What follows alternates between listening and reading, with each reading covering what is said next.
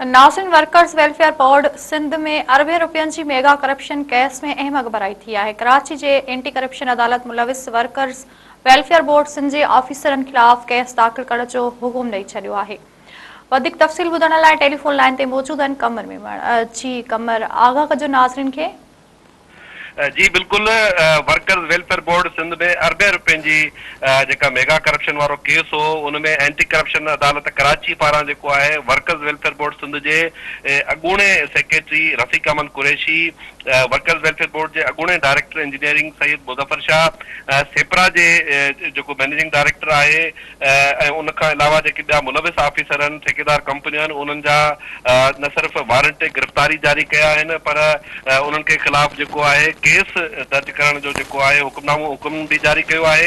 Anti corruption court में तव्हांखे ॿुधाईंदो हलां त शहरी पारां मेगा करप्शन ख़िलाफ़ डायरेक्ट कंप्लेन जेको आहे उहा दाख़िल कराई वई हुई, जंहिं ते अदालत करप्शन जेको एंटी करप्शन खातो आहे उनखे मामले जी इंक्वायरी जो हुकुम जारी कयो हो।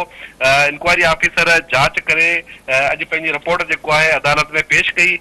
इंक्वायरी रिपोर्ट मूजिबि वर्कर्स वेलफेयर बोर्ड सिंध जी जेको अॻूणो सेक्रेटरी आहे रफ़ीक अहमद कुरैशी, डायरेक्टर इंजीनियरिंग मुज़फ़र शाह, ॿियनि ऑफिसरनि ठेकेदारनि कंपनियुनि सां जेको आहे मिली भगत करे जाली टेंडर जे ज़रिए 5.5 अरब रुपया जेको आहिनि इहो मुनज़म तरीक़े सां हड़प कया।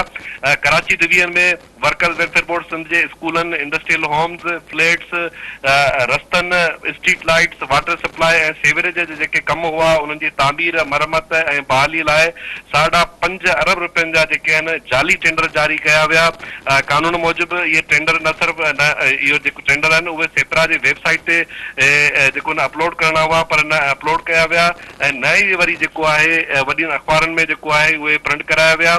डमी अख़बारनि में जेको आहे जाली जेके शुमार आहिनि उन्हनि में इहे इश्तिहार प्रिंट कराए फाइल में लॻाया विया। 20 मार्च ते जेको आहे हिननि ॾेखारिया आहिनि त जेके इहे इश्तिहार उन्हनि अख़बारनि में जेको आहे प्रिंट थियल आहिनि, पर जेका मार्केट में जेका अख़बार आहे उन में उहा जेके आहिनि उहे इश्तिहार प्रिंट थियल ई न आहिनि। सिर्फ़ु फाइल जे हद ताईं जेको आहे उहा जेका अख़बार आहे उन में हिन में प्रिंट थियल लॻल आहिनि।